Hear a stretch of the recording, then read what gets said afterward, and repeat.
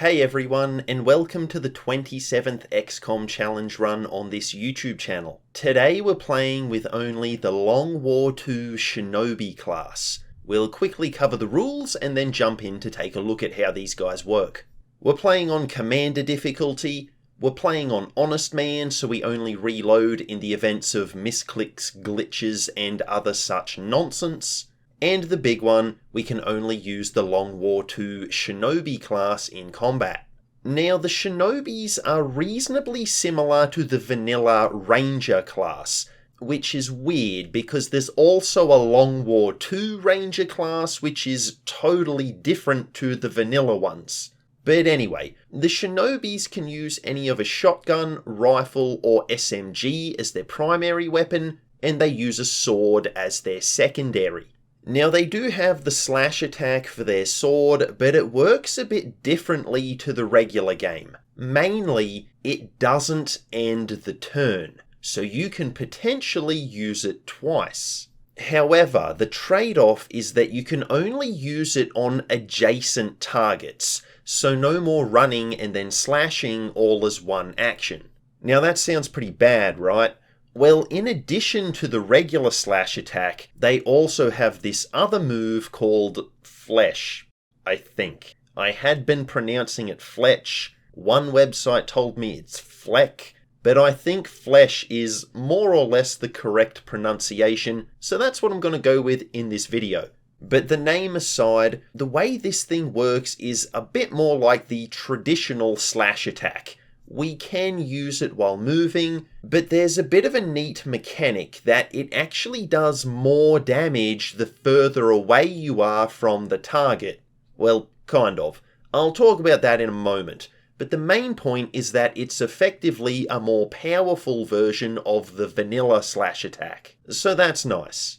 And on top of all this, these guys also get the Phantom ability at squatty rank. So every soldier we use today is going to have Phantom. That's going to be really great. But you do need to be careful with it. Like here, initially I'm thinking an Overwatch ambush is the way to go, but it actually won't work. Because once we shoot with the first soldier, the rest won't actually use their Overwatch since they'll still be concealed.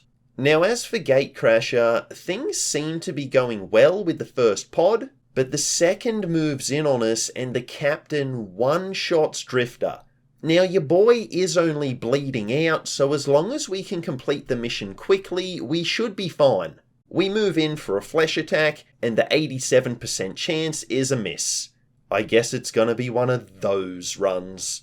We can still wipe out the captain on our turn, and now we just need to hurry to the statue to plant the X4 and complete the objective. But I don't realise Vulcan is actually on fire. I could have hunkered down with her quite easily to put out the flames since the bad guys are all gone, but I didn't, and we lose her. So it's time for a restart. On the second try, I misclick and flesh a trooper instead of the captain, then Phoenix gets mowed down in one hit. Now honestly, he did kind of deserve it since he also missed an 87% flesh on the captain, but either way, it is annoying. Now on a regular solo class run, meaning not a class that is absolutely cursed like the sharpshooters were for example, but I mean a normal, reasonable class, losing someone on the first mission is usually not too big a deal. But the thing here is I'm restarting because I could have won the mission without losing anyone. On that first attempt we had defeated the bad guys and the mission was won. The only reason I lost someone was because I didn't realise she was burning. It was just a silly oversight, and because of that, I'm not willing to accept a loss here. We can do this with all our troops, and anything less than what we had on that first attempt, it's just not going to sit well with me. It's going to get under my skin for the rest of the run. So we need to do this right. So on the third attempt, we finally beat Gatecrasher. That's more attempts than the sharpshooters took. So yeah, all these things are certainly not a good omen for the rest of the run. Let's see how we go. The next two missions go off without issue, and the best thing is that, unlike Gatecrasher, we're not forced to use rifles. we can equip shotguns, which are really nice since they're guaranteed to one-shot a trooper as long as we hit. We can also use SMGs, which do less damage, but they give us a mobility boost, and they reduce the unit's detection radius. And I will also come back to the flesh ability here. I said it does extra damage based on the distance you move, and as far as I can tell, the basic way it works is that it measures the distance from where you started your turn versus the enemy's position. So it's actually more of a measure of displacement, not distance. So trying to cheese it by moving further away from the enemy with one action and then using flesh on your next action, that won't actually work. You won't get any extra damage for doing it. I just thought I'd mention that. After the first mission, we have a couple of promotions. The Sabotage tree focuses on stealth abilities. The first skill is Ghost Walker, which reduces the unit's detection radius by 25% for 2 turns. The Scout tree seems to focus on abilities with the primary weapon. It gives us the Lone Wolf ability, which gives us plus 10 aim, plus 10 defense, and either plus 0 or plus 10 critical chance, depending on whether or not that's a typo. But we only get these buffs when we're at least 7 tiles away from any squad mates. And finally, the Kenshi tree focuses on sword abilities, and that gives us Blade Master, which I think is more or less the same as vanilla.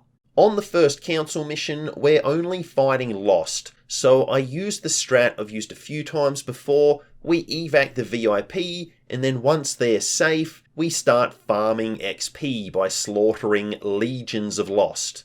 We actually end up wiping out 97 of them. So close to 100. Now the reason we're doing this is it gives us a quick promotion to Sergeant rank. We have Shadow Step, which is the same as vanilla. Executioner, which provides plus 10 aim and critical chance against enemies at half or less HP. And finally, Combatives, which gives us plus 10 dodge and allows us to parry and counterattack the first melee attack made against us each turn. But the ability description says may, not will. So I guess it's an RNG thing. I don't like the sound of this at all. But even more important about having a sergeant is that we can now acquire the squad size 1 upgrade. I started building the GTS right at the start of the campaign, and now we're going to have 5 soldiers for our first chosen encounter. And this retaliation mission is interesting.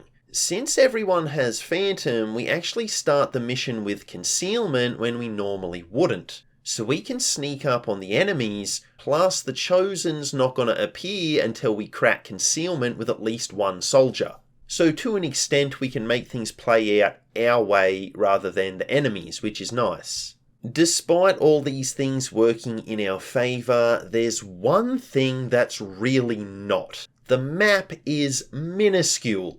I cannot remember ever seeing a retaliation map this small. Normally they're huge. And this tight space leads us to having a priest, sectoid, faceless, and 2 troopers all active at once. So much for things playing out on our terms.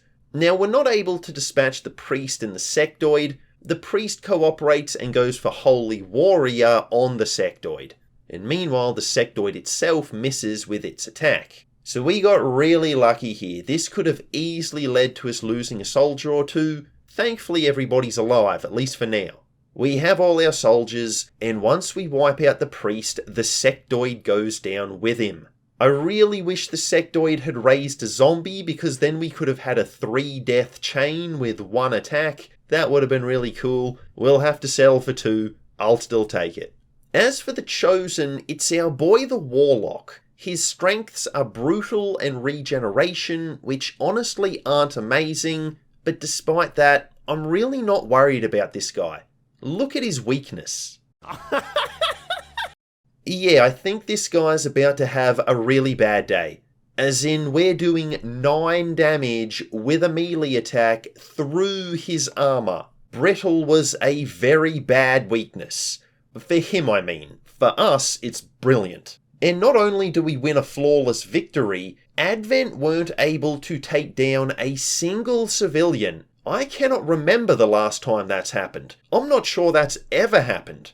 So needless to say, after this dominant display, I'm feeling pretty confident, and I decide to hit the black site right after. My thinking is the earlier we do it, the weaker the enemies on the map are gonna be, so getting it out of the way quickly should be a good idea.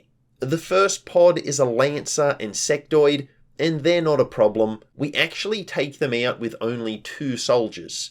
The benefit of doing this is that the other 3 can remain in concealment. Now the next pod is a Captain, Lancer and Trooper, and plus the Warlock drops a zombie in on us at the same time. But this is interesting, because the troops who can see the zombie are concealed, the Spectral doesn't actually activate. It doesn't have line of sight on any of our troops, so it just stands there. Our team do a good job of landing their attacks, but they are rolling low damage. So we're all out of concealment since we've had to attack with everyone, and even then the Lancer and Trooper survive. Now we get super lucky and they both miss with their attacks, but of course there's also a turret which connects. Turrets, I tell ya, they are so annoying. It's still alright though, everyone's still alive. Now we can one-shot the turret with a grenade, and that's always a good feeling given how much I despise these things, and then we wipe up the rest of the pod. So we start heading up to the roof, but while we're doing this, something really bad happens. See, I move Phoenix on the same general path the soldiers ahead of him took, so I was thinking it should be safe. But because he's coming in from further back, the angle to the side of the building is wider, and he ends up activating the pod with the mech. Yeah, they've decided to venture around the side of the building in this one. Normally they just wait for you inside, or come through the front doors, but they haven't done that in this case. And we've used most of our action points, so there's not too much we can do. This is terrible. Drifter and Keyring both make clutch shots on the troopers. They were both around a 50% chance to hit and we landed them, so very lucky there. And at this point I was actually feeling good about this, only the mech is going to be able to attack us. But you see, I had forgotten that I had clustered the soldiers together on the roof. So the mech uses its missiles and... that was actually really clutch. Oh! No.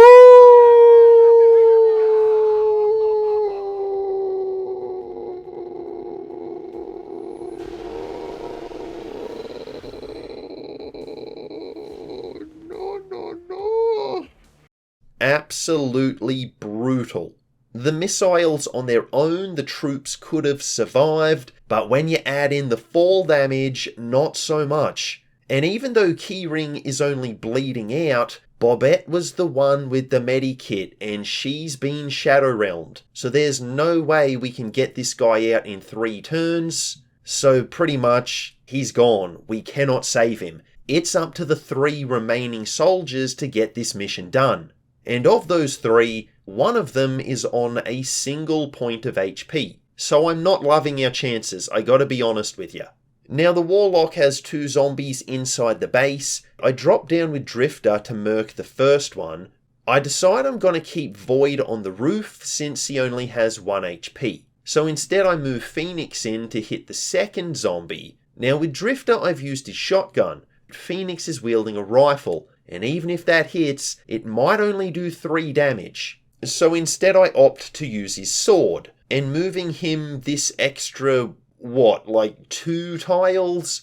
Well, that causes this other pod to activate. This man has a gift for terrible pod activations, I tell ya.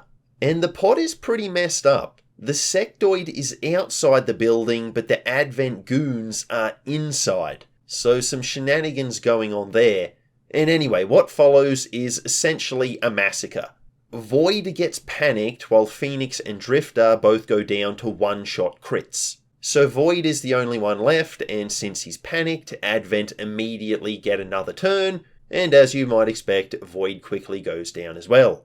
So we've failed the black site. And just to rub salt in the wound, the game crashes here. So I'm forced to reload and sit through that final turn, witness Void's execution a second time. Yeah, because once wasn't bad enough. This is just brutal. The question that you might have now is, what happens when you fail the black site?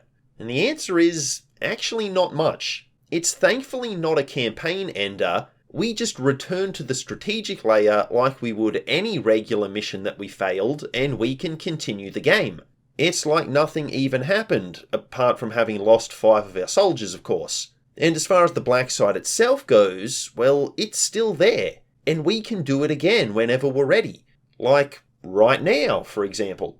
Now, I know, you might be thinking I'm insane right about now. Doing the same mission we just got squad wiped on, but with lower level soldiers? It seems like a recipe for disaster. And yes, me jumping straight back in here from a strategic perspective, it's a terrible idea. I've no argument there. Clearly doing this mission so early was a mistake. And really, the only reason that I'm jumping back in is just pure stubbornness. I'm not taking this L from the Warlock after we just got done smoking him with a flawless victory on that retaliation mission. And the other thing, if I'm being honest, is that there's also an element of showmanship here. This is content, I do want to make it entertaining, and if we can win this mission, what a story that will be for this run. Of course, if we get squad wiped again, we're going to have like 6 soldiers left in the whole barracks and the run's probably over. So high stakes, let's hope it goes well. Things begin more or less the same. We can take out the first pod without issue. It does take 3 soldiers this time, and that means only 2 get to keep their concealment. So yeah, so we should be Overwatch camping then. No! Okay, make that 1 soldier gets to keep their concealment. And my plan here is to hug the right side of the map. What's been happening lately on some of these runs is that we get sandwiched between the turret on the roof and the pods coming in from the front or the sides. And we're often forced to choose between being flanked by the soldiers or by the turret. So my thinking is if we hug the edge of the map where the turret doesn't spawn, it's going to hopefully keep us out of its line of sight, and we won't have to worry about being flanked. But of course, that's not how things go. A turret spawns on the right-hand side of the building this time. That hardly ever happens.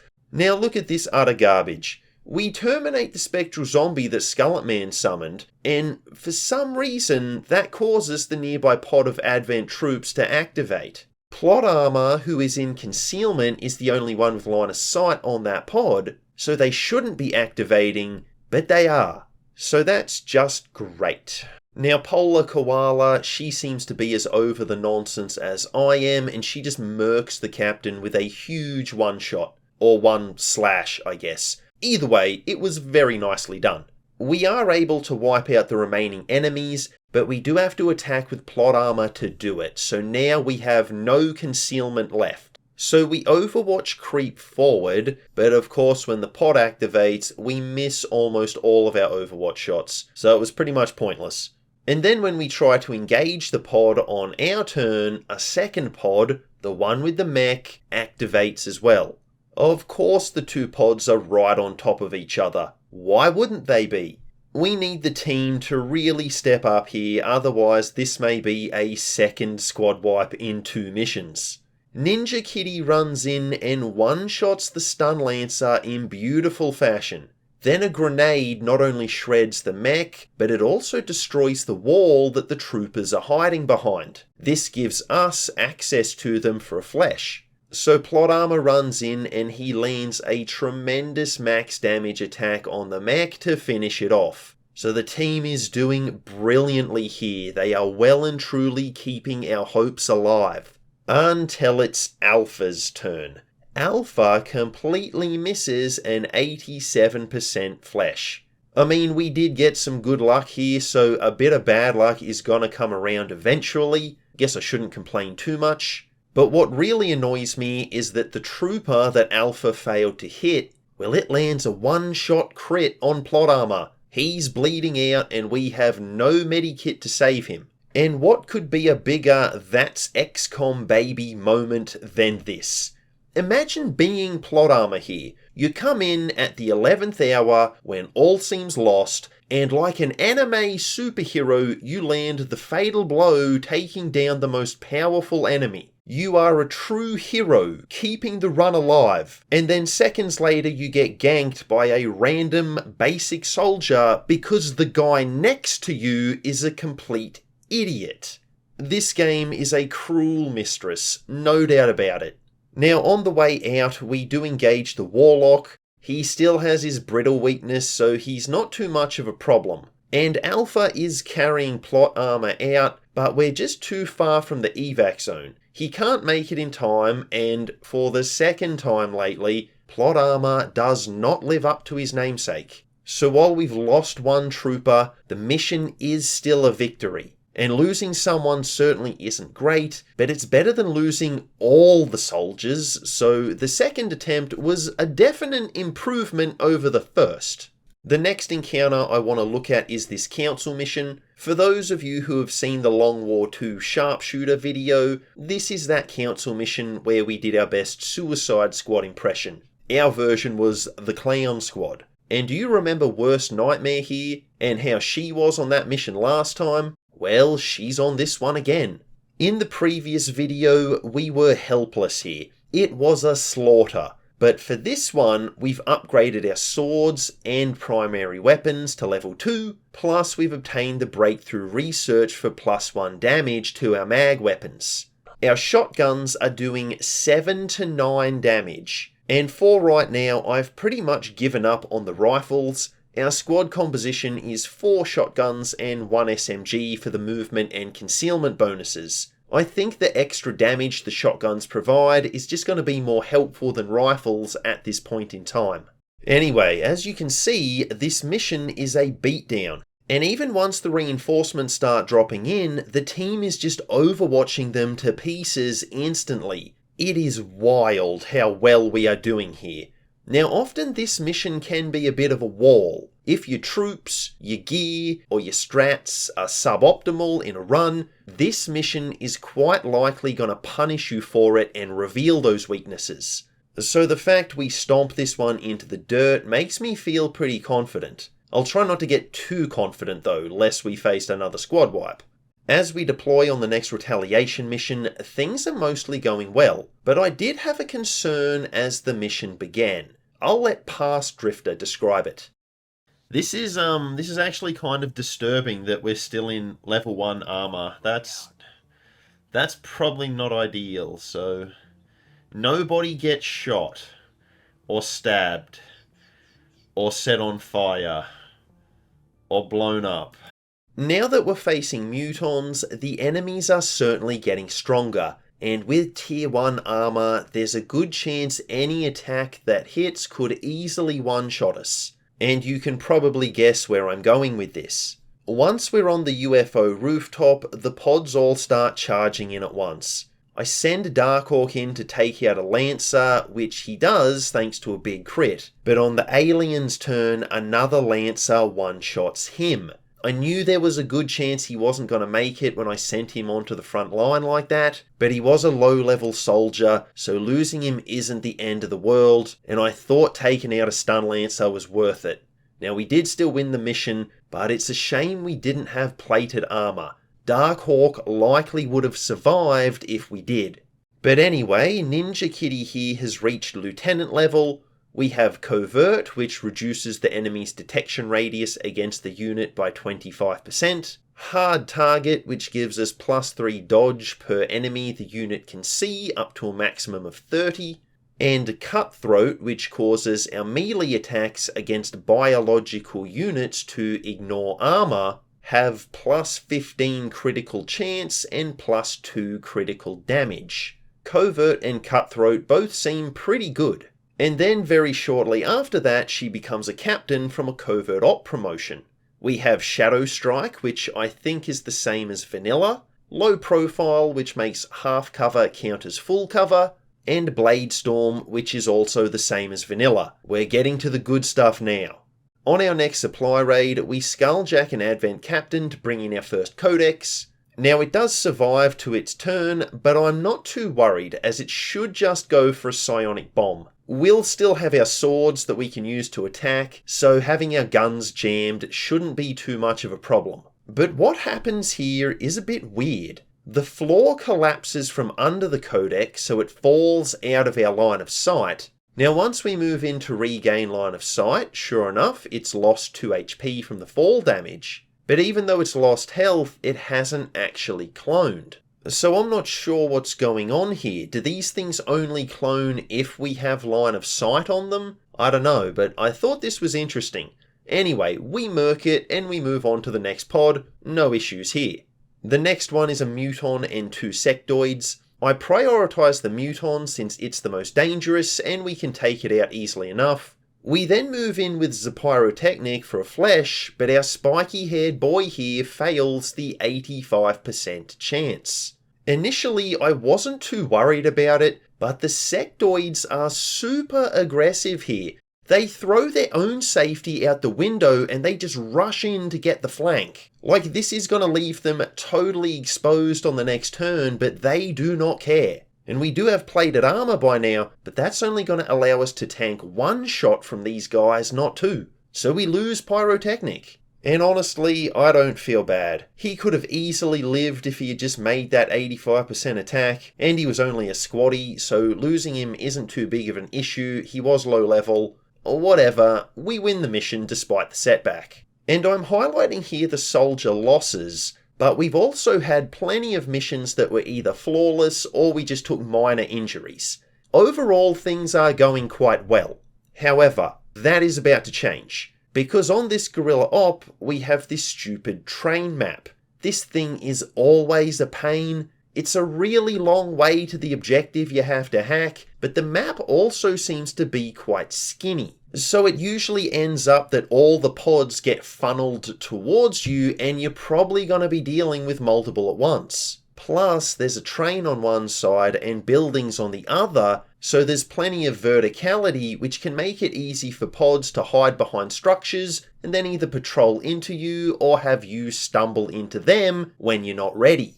Missions on this map are almost always obnoxious, and this one is especially bad. See, we have the automated defenses sitrep, so that means a lot of mechs, plus the train is covered in not 1, not 2, not 3, but 4 turrets. And it just becomes a joke as the mission proceeds. Every time I try to reposition to get a good attack on the bad guys, it seems a new turret activates. We also don't have blue screen rounds just yet, so the damage we're doing to these heavily armoured opponents isn't great. What we do have though is Sawyer. We've geared him out with all the alien hunter equipment, the boltcaster, the frost bomb, and the hunter's axe. And even with the turret's 4 points of armour, the boltcaster is a guaranteed one-shot. So we move forward with Sawyer to get a better shot on the turret. Now this in turn activates another turret, but that's not enough. Sawyer has to miss his 92% chance one-shot. Now even if we had made the shot, we'd be no better off. We'd have just swapped one turret for another. But this is even worse. Because he missed, we've just doubled the number of turrets that are now going to fire at Sawyer. Just great.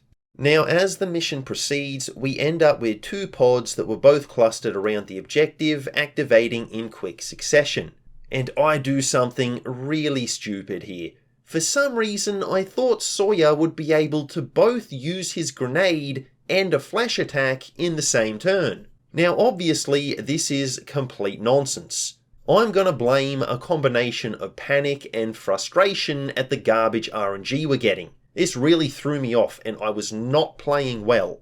So Polar is able to heal Sawyer since he's taken damage from those turrets he couldn't wipe out.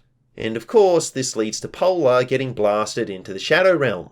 Meanwhile, when Sawyer gets taken to 0 HP, he only goes into bleed out. And that's another prime XCOM moment on display. The incompetent person goes into bleed out. The other soldier who healed him, well, she just gets insta-dead.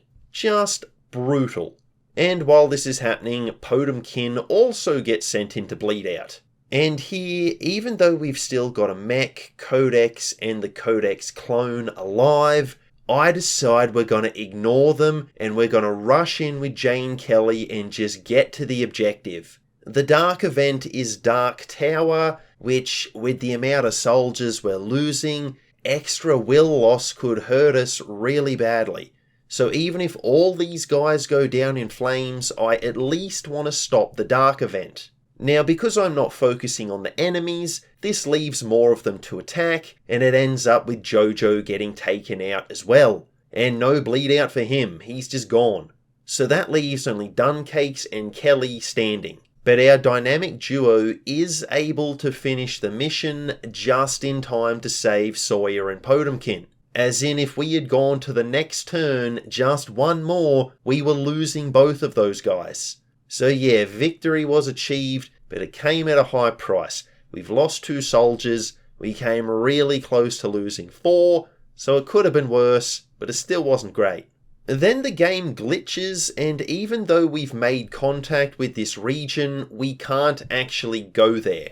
A covert op finished right as we made contact, and I think that somehow messed up the game. And so this is just making my bad mood even worse. First, we have a stupidly unbalanced mission with 4 turrets all right on top of the objective, and now the game is screwing us out of region contacts. I was enjoying this run up until now, but it's becoming really obnoxious really quickly. So I actually had to reload back into the stupid turret mission, do the last turn again, and then carefully plan when we would make contact with the region so that it wouldn't occur at the same time the covert op completed. Just so annoying. Now, due to all the troops we've lost, I'm actually only able to field 5 soldiers on the next retaliation mission, even though we have got squad size 2, we've had it for a while. Now, we are training up new recruits, but we're just losing them faster than we can rank them up in the GTS. And as if that's not bad enough, the Hunter is on this one since we were able to reach his territory after reloading and getting that region. He has kinetic plating, low profile, and melee immunity. And those 3 abilities are probably the worst 3 he could probably have for us. Maybe health regen would have been worse, I don't know. But anyway, these are bad. Now his weakness is shell-shocked, so that's something that we can exploit.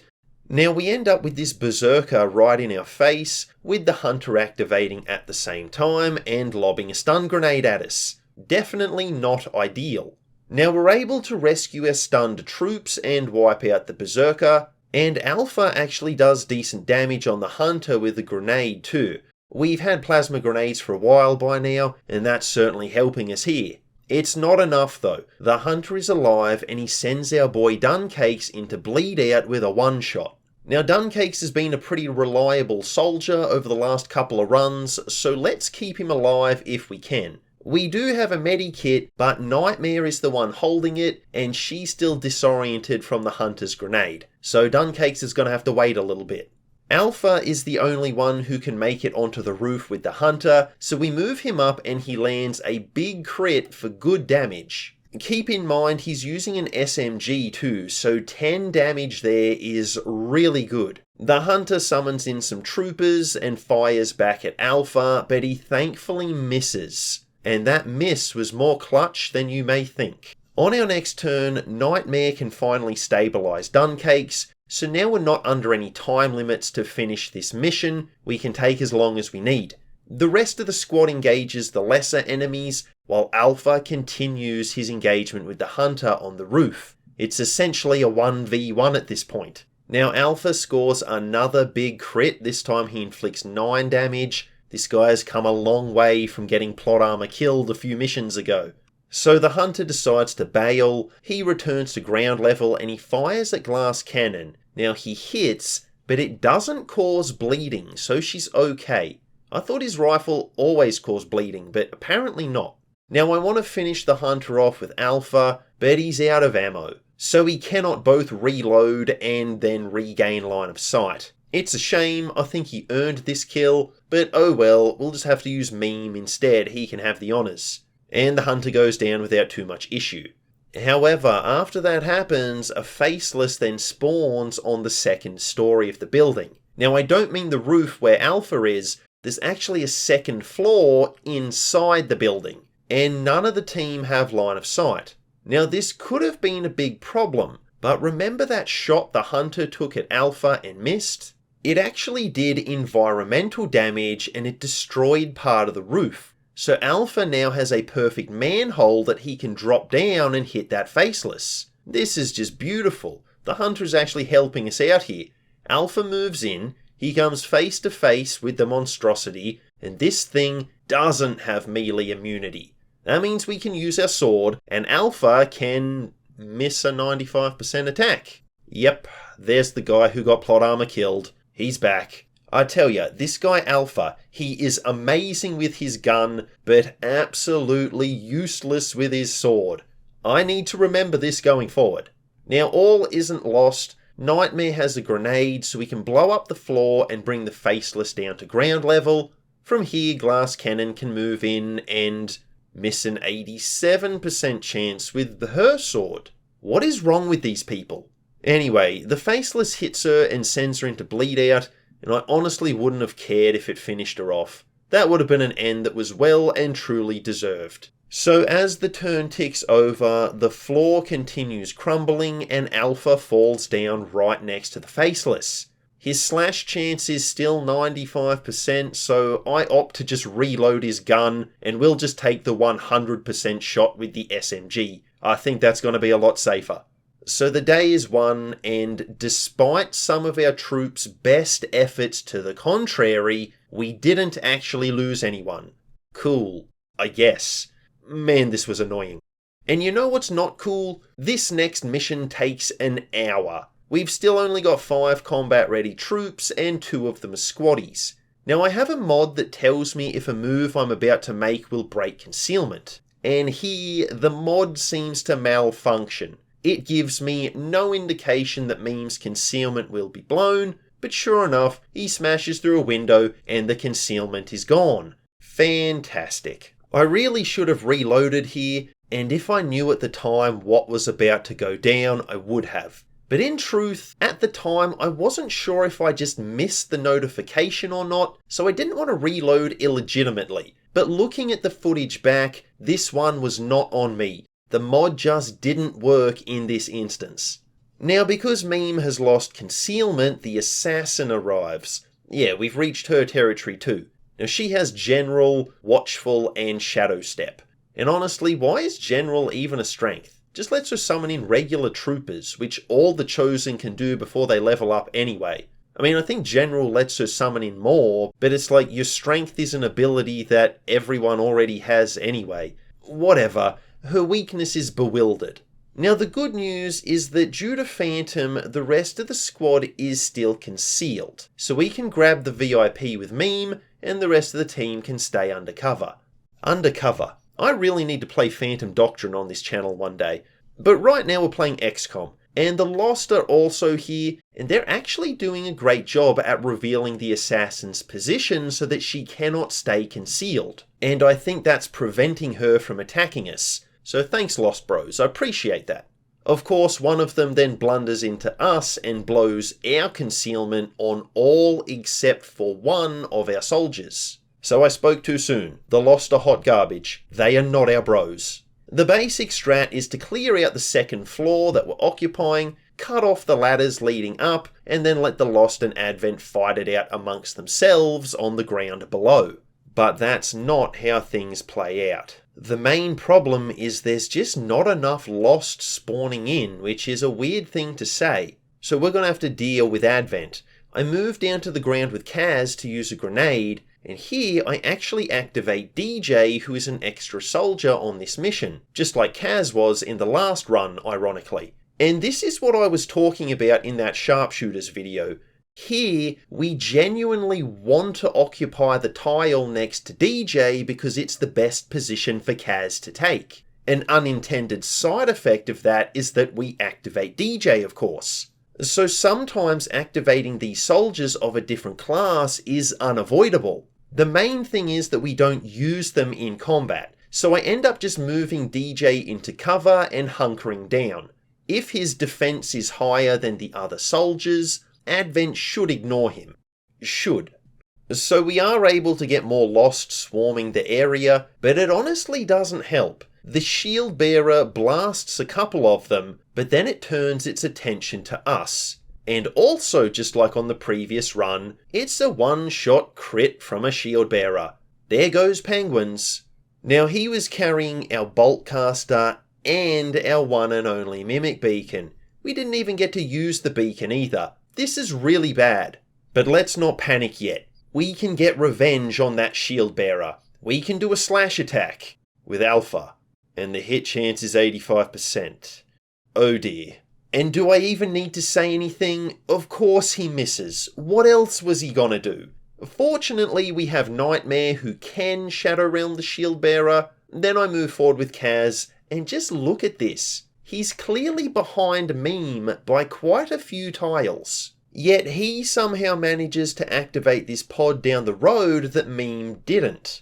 Now this was pretty cringe, I gotta be honest. Then Meme proceeds to get poisoned and bound, and then a whole bunch of Lost arrive. Would have been great if they were here last turn so the Vipers targeted them instead of us. Thanks Lost, thanks for nothing.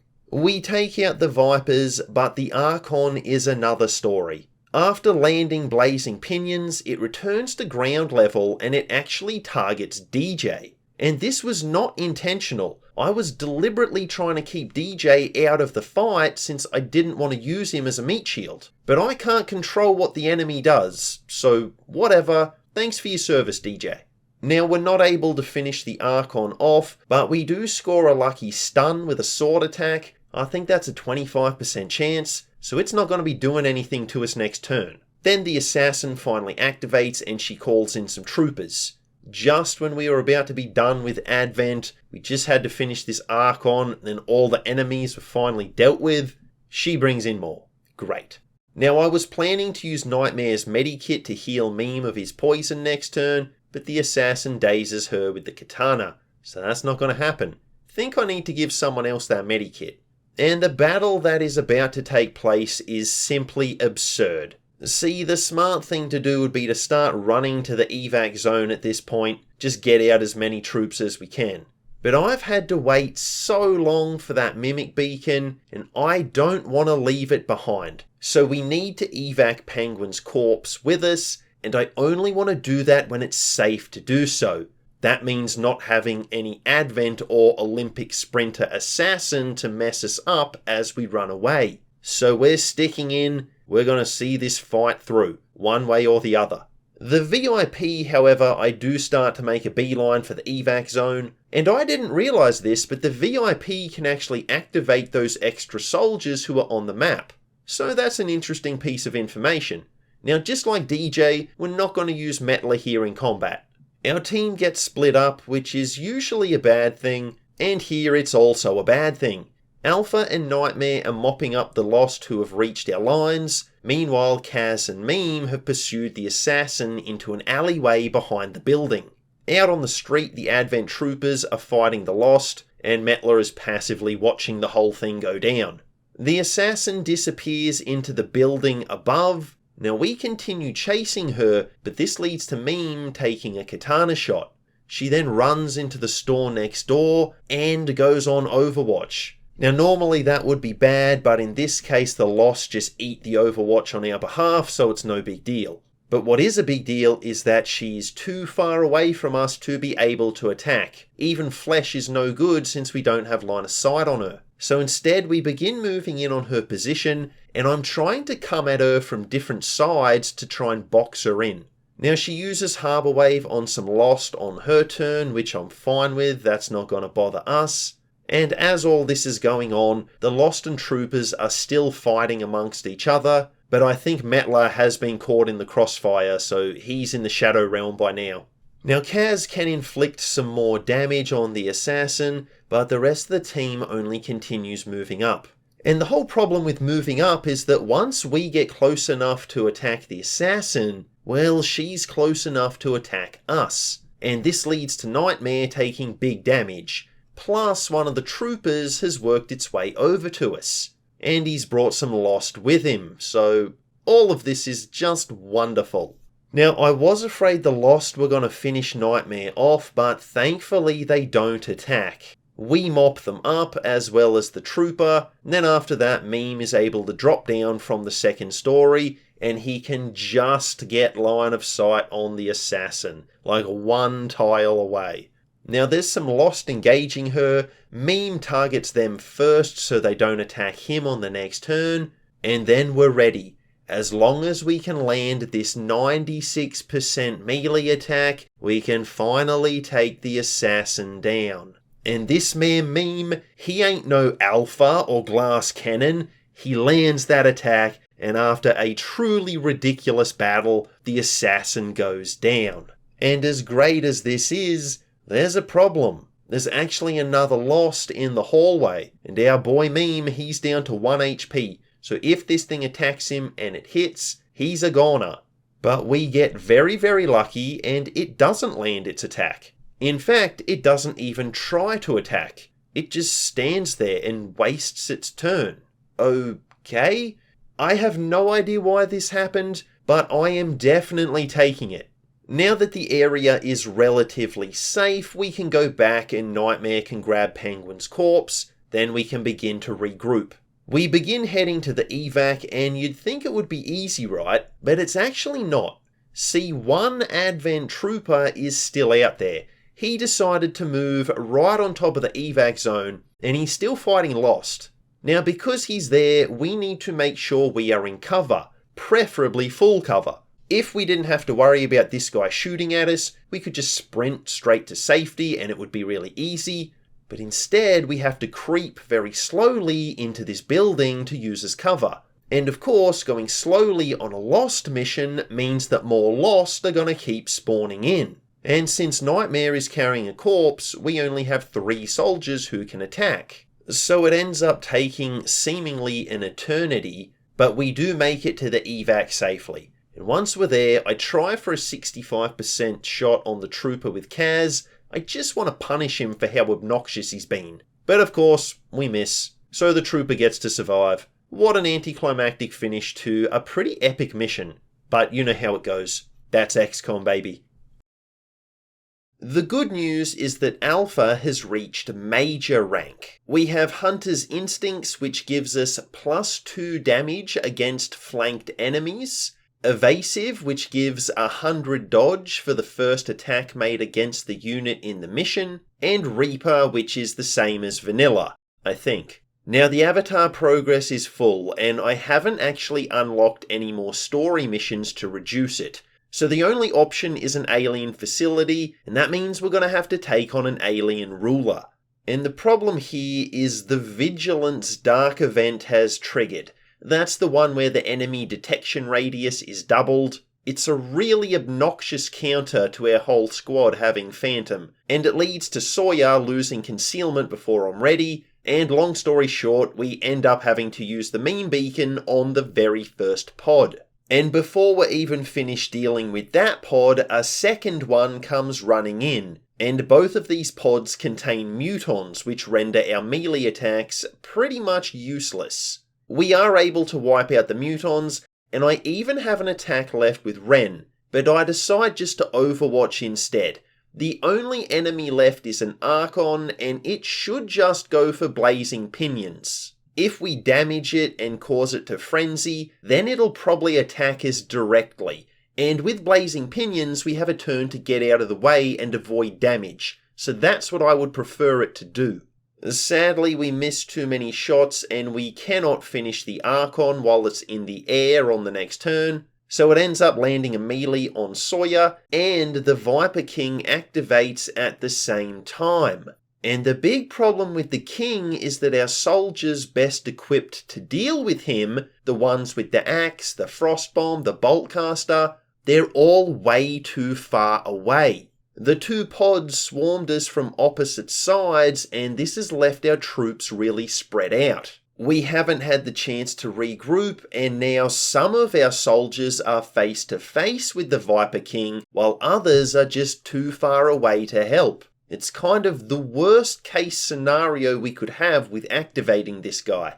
So we finish off the Archon. The good part of that is that the troops who are far away, they're not giving the Viper King reaction turns. They can attack the Archon freely. And then for the King himself, I try some cheese. Ren and Kelly can move onto the ledge above him and throw some grenades from beyond his line of sight, and this also means he doesn't get a reaction turn. However, eventually the only units with moves left are gonna be the ones who he can see. Now in my previous run, moving a soldier out of line of sight seemed to not give the Archon King a reaction turn. So I try that again here, but the Viper King does get his reaction. So I'm not entirely sure what's going on, and the rulers seem to be a little bit inconsistent. And the King, when he does get his turn, he uses his Frost Breath to freeze Ren and Kelly from outside line of sight. Turnabout is fair play, it seems. I couldn't actually remember if flashbangs work on rulers, so I gave it a go, and sure enough, it does indeed work.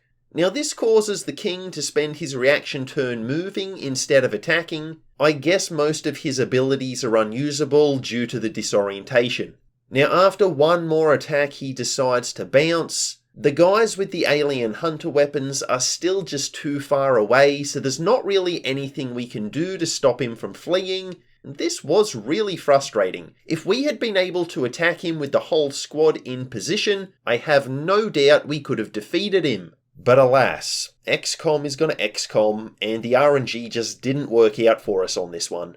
Now the good news is we don't encounter any more enemies, so we can easily plant the X4 and evac out. So we've reduced the Avatar project, we've kept the run alive, and we haven't lost any soldiers. This is definitely a victory, it just feels like an unsatisfying one. We could have done even better. But alright, we need to make some story progress, so I soon decide to hit the Warlock's base. We're also fielding tier 3 swords now, which is a nice little buff for us. But I wasn't happy with just getting the Warlock. I also bring the Skulljack and we can use it on a codex. So our first avatar is here. We use a grenade to shred his armor, and then that's actually it for our turn. I could also attack with Alpha, but he's still in concealment and I'd prefer to keep him as a scout. Even if the avatar does attack, which it's going to, it usually goes for a mind control on the first turn, and that's not too big of a problem. And yep, that's exactly what it does. Now, its teleporting ability can be a problem on this map, as it'll sometimes warp to a different room that we can't reach. So I decide to shut that down with a frost bomb. This not only breaks the mind control, but it's also going to stop the avatar from being able to teleport away. And from there, it's pretty straightforward. We just run in and we hit some flesh attacks, we take it down. Now this could have gone badly if there was a pod in this room that the avatar was in, but we got some good luck and that's not the case. So the avatar was honestly pretty easy, and now we can push forward with Alpha, who still has his concealment. In the elevator room, there's a pod with some advent goons, including a mech, and I actually end up using our mimic beacon here. It might be a bit overkill, there's only a trooper and a shield bearer still standing. Well, there is also a second trooper, but it's on 2 HP, it's burning, and Kelly with Bladestorm is standing right next to him. So I'm not counting that guy. I don't think he's very long for this world. The main thing is, I just didn't want the healthy trooper throwing a grenade our way. I made a choice to sacrifice the mimic beacon to keep our HP intact. Normally I try to hang on to the beacon until the final chamber to distract the enemies while we focus on the sarcophagus, but that's not going to be an option now. I'm not too worried though, as I think I have a different trick up my sleeve that I'm going to try. To begin with, the plan with the Warlock is to get into close range and abuse his brittle weakness. Now it works well, our soldiers are inflicting massive damage, But here's where the trick comes in. I decide, even though we could easily finish him off this turn, I'm actually gonna let him live. Instead, I move a bunch of soldiers towards the sarcophagus and I just overwatch with them. My thinking here, and I've done this on at least one other run on this channel, if we can eliminate the Warlock on his turn, either with Bladestorm or Overwatch, that's going to give us a free turn to target the sarcophagus without any reinforcements coming in. But I hadn't actually realised we've put the Warlock on fire, so I think the burn damage wipes him out before any of our soldiers can. Does that mean we miss out on the XP? That's a bummer. But yeah, despite that, the plan works. It works brilliantly. We have the entire chamber to ourselves while we wail away on the resurrection device. And I always struggle for synonyms to describe this thing. Should I just call it the fridge? I don't know. Leave any suggestions for nicknames we could give these big behemoths in the comment section. I'll try to include them in future videos. Now we still have tier 2 guns and we don't have anything like rapid fire, so the sarcophagus does survive with a bit of health. It's just got too much HP for us to take out in one turn. So that means we do get some reinforcements, a chrysalid and a captain. Now these are not too bad at all. If the game had dropped some high HP boys on us like Andromedons, then we might have had some trouble, but these lowly creatures I don't think are going to be much of a match for us. So the Skullet Man is back, he's got 50% HP, and there's honestly not much to say. We murk him in 2 hits. That brittle weakness really put him at a disadvantage this entire run. He never really had a chance, to be honest. And I, for one, do not feel bad for him. Of course, after the mission, we have the usual problem. Our high-level soldiers made it look easy, but now that they're tired and need some recovery time, we need to send out low levels on the next mission. And these guys often don't make things look easy. Now you can see here on the Shadow Chamber screen that Vipers are going to be on this mission. And when a Viper, Muton or Archon is listed as the last enemy like it is here, that can be a sign that they're spawning in as a bodyguard to an alien ruler. So given this turn of events, I was pretty confident the king was going to return on this one. And despite feeling confident about this, in a moment of pure grade stupidity, I decide to deploy Meme, the guy who has a fear of Vipers. Yeah, this was not very smart. I need to pay more attention. And once the king shows up, sure enough, our boy panics. Of course he does. Now thankfully he doesn't attack any of our soldiers, he just hunkers down. But the worst part is that him hunkering down gives the king a reaction turn. Frosty Boy grabs Glass Cannon and binds her. So just like that, 1/3 of our team has been shut down by the Viper King. It's not off to a great start. Duncakes is too far away for a flesh, so I'm just using ranged attacks with him, and they're all missing. This leads to Glass Cannon getting knocked unconscious. Not great, but better than the Shadow Realm, so we're okay for now. I use Cat to take down one of the regular Vipers. We're not going to finish the king this turn, and the last thing I want is multiple tongue grab attacks locking down even more of our troops. So I figure let's just get rid of the enemies that we can. Now the second Viper bodyguard does survive and it poisons Meme. Then the king tongue pulls him and now Meme is losing health due to the poison and he's being crushed. Dude is having a really bad day. Duncakes misses a 3rd attack at about a 56% chance to hit, so pretty much the equivalent of losing 3 coin tosses in a row. And this bad luck unfortunately leads to Meme succumbing to his wounds and the king squeezes the life right out of him. With 3 HP remaining, the king tries to escape, but our man Kaz is having none of it. He's finally close enough for a flesh and he takes the king down. So Advent did take one of ours, but we took one of theirs, and one of their strongest at that. And what we have next is a pretty surreal sight as we head to the evac zone. 3 of our soldiers are carrying bodies. We've got Glass Cannon, who's been KO'd, we've got Meme, who is deceased, and we've got the Dark VIP, who is in for a very, very bad time when we're all back on the Avenger. But yeah, all but one of our soldiers is carrying a body. It doesn't happen too often. It's a weird sight to see.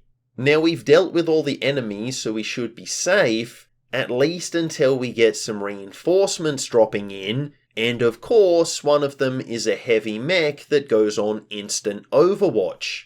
So Cat is gonna have to run the gauntlet to survive. Let's see if she can do it. Yes, she avoids the hit. No further losses. Excellent. A couple more missions pass by pretty uneventfully, but one of them is a retaliation mission. Now with another faceless corpse, we can build a second meme beacon, so that's nice to have. And soon after, I decide let's go hit the hunter. By now, Ninja Kitty is our best soldier, which is a strange sounding sentence, but it is what it is. She has death from above, so I've equipped her with the Warlock's rifle and the Viper King's armor. We've also picked up a superior aim PCS, so her aim stat is fairly ridiculous. Nightmare is up to her old tricks from the previous run, and she misses a 95% slash on this Advent Captain.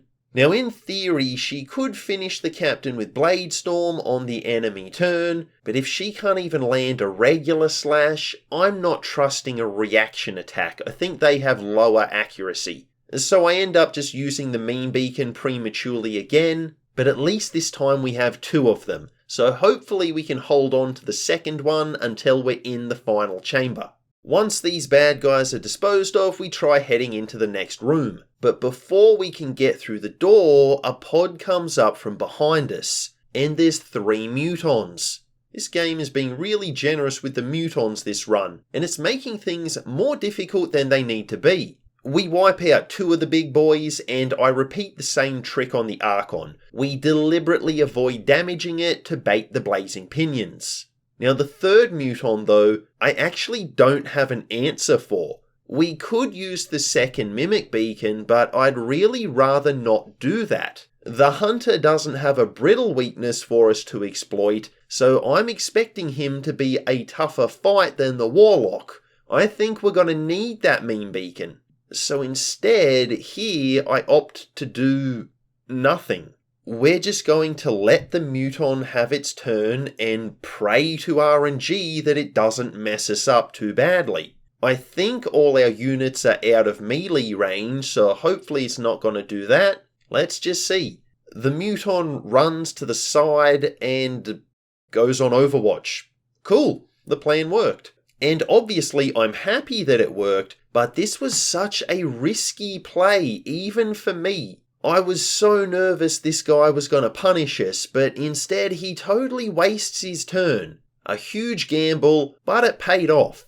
We finish the pod on our next turn and we continue on our way to the elevator. Now in the elevator room, sure enough, there's more mutons. This is crazy. And even though we don't want to use swords against mutons since they can counterattack us, as long as we're close enough, we can still do great damage with our shotguns. So these guys aren't a huge problem, but they do limit our options, and that's never what you want in a game like this.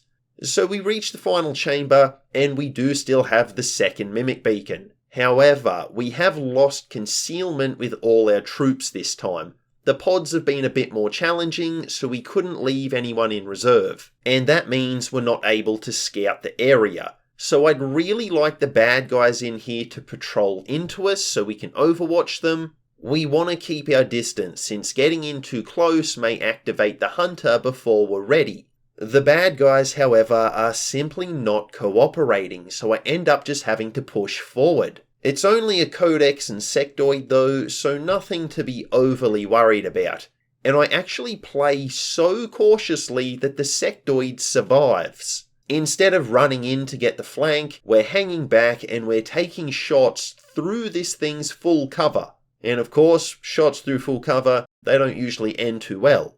However, on its turn, the Sectoid moves towards us, and that was pretty much its final mistake. So long, Sectoid, you did not play this very well. As the hunter spawns in, you'll notice I used the Frost Bomb. Now this is completely pointless. See, while I was streaming this run, I had been editing the video for the Sharpshooters campaign, and in that Sharpshooters campaign, the Hunter had Planewalker. So here I got confused thinking that he had Planewalker in this run. The two runs were kind of bleeding into each other in my brain. So a bad play by me, but not a big deal. We still destroy the Hunter very easily, it just means I've wasted the Frost Bomb. Hopefully we don't need it. We target the sarcophagus, but we cannot finish it in one turn here either, so we've got some reinforcements, but it's only 2 codexes. Given we have multiple soldiers fielding blue screen rounds by now, these things are a pretty feeble enemy. They don't cause us any problems. And like usual, the Hunter returns with 50% HP, and just like the Warlock, he fares very badly. It's 2 attacks to put him down for good, and we are making great progress here. This is going really well. Even better, the mission has given us our first kernel. So first up we have target definition, which works the same as vanilla. Now I believe in regular Long War 2 you actually get a perk here that reduces infiltration time, but since the vanilla game has no infiltration mechanic, we get target definition instead. And honestly, this is a pretty good perk. I'm happy with this. Then there's hit and run, which gives us 1 extra action per turn after a shot against a flanked opponent. That's very good. And finally, whirlwind, which allows us to move after hitting a melee attack. Basically this class's equivalent of implacable. I know it's not exactly the same, but it is similar. The next mission features our first sector pod, and it's the same deal as usual. We're having to send low levels due to the higher troops being fatigued. So I come up with this kind of convoluted strategy to just avoid the sector pod completely. The dark VIP we need to capture is on the 2nd floor of this building, and the evac zone is right next to the building. So I'm thinking maybe we can move around the sector pod, climb onto the roof, make a hole with a grenade, and then descend down to the VIP. From there, we can grab them and easily drop down to the evac zone. Now, while this plan may sound good in theory, the execution I totally mess up. See, Ren here is concealed and she's keeping an eye on the sector pod for us so we know where we can move while still avoiding its line of sight. However, I stupidly put her in a position where she doesn't have line of sight on the Advent goons accompanying the sector pod. So despite my best efforts, we still trigger the pod. We're in for a fight. And then we get more concealment loss shenanigans. You can see the footage here. It's the same deal as last time. The game is clearly telling me Ren will not lose concealment by moving, but once we move her, guess what happens? This is the 2nd time it's happened in this run. It's never been a problem up until now, and all of a sudden it's causing regular issues. At first I thought maybe it had something to do with the reduced detection radius that SMGs provide. Maybe the game or the mod just cannot account for that and it's causing issues with the line of sight. So I went back and looked at the footage when it happened to Meme all those missions ago, and he had a shotgun equipped, not an SMG. So that's not what's causing it. I have no idea what's going on, but it's starting to really annoy me. So the mission is a bit dicey, and we do end up taking a flanked shot from a shield bearer. And get this, it's not a one-shot crit. I didn't even know that was possible. I thought shield bearers only knew how to one-shot crit. What a glorious day this is. We're able to grab the VIP and drag them off to their doom. Now, I was really annoyed at the concealment nonsense, but it is what it is. And the fact these low-level soldiers could take down a sector pod without losing any troops, that's a pretty promising sign. A few more missions pass and they're mostly problem-free, so we soon have our first Brigadier. We have Concealment, which works the same as Vanilla. Kinda crazy, this is a Brigadier ability. We have Rapid Fire, which also works the same as Vanilla. And Coup de Grace, I think is how you pronounce it. This increases hit chance, crit chance, and damage dealt of melee attacks on disoriented, stunned, or panicked enemies. In a regular run, I could see this being useful. If you had a grenadier who can deploy flashbangs as a free action, as an example, that could be really good. But in a solo class run, this doesn't seem that useful. We will very rarely be inflicting any of those status conditions onto the enemies. In fact, rapid fire is the only ability here that I would consider a real game changer. So having a whole team of brigadiers for the final mission may not be as important here as it was with some of the other classes that we've used. By the time this guerrilla op rolls around, we have quite a few upgrades. Powered armor, plasma weapons, and even some special ammo. I'm rocking a laser sight and talon rounds on Kelly, so she should be able to deliver some big crit damage. Despite all of these advantages, we also have the sit rep where only psionic enemies spawn in, and that causes things to turn into a little bit of a disaster. It could have been so easy when we come across this pod of 3 priests. But Glasswalker here is just one tile short of being able to freeze all 3 of them with the frost bomb. So instead of being frozen and helpless, they're going to get the chance to scatter and generally just make our life more difficult than it needs to be. Now the priests themselves aren't too dangerous. The problem is, since they can go into stasis, it makes it really difficult to employ death from above strats. A couple of our troops have picked it up as a hidden ability by now, and it's been carrying us pretty heavily, I gotta say. So I decide to let the priests wander into an Overwatch ambush, which does allow us to inflict some free damage. But on the very same turn, the assassin hits Alpha. Now what I'd really love to do on our turn is detonate this fuel container. It will cause huge environmental damage and leave the priests with very little cover to hide behind. The problem is Alpha is dazed and he's in the blast radius, so we can't blow it up. Not unless we want to sacrifice our own man, which I really don't. Not to mention the assassin has gone on Overwatch. And of course, Alpha is the only one on the mission with Shadow Step. I normally bring more Shadow Steppers, but they were either all tired or injured, so it wasn't an option here. Alpha was the only guy we had. So the only option I see to remove this Overwatch is that we have to throw a grenade from outside line of sight. Problem is, I've forgotten that the assassin is immune to explosions. So the grenade, even though it shreds her armor, since it doesn't actually inflict any damage to her HP, the Overwatch is still there. And so I start to get frustrated here and I do something really reckless. I just throw Ninja, our best soldier, right into it. What could go wrong? Fortunately, the assassin does miss with the Overwatch shot, so we're okay. For now. And the real reason I wanted to do this is that now Ninja is in position to rapid fire the assassin, and it leaves her on a measly 1 HP. So again, a really risky play, but the gamble did pay off.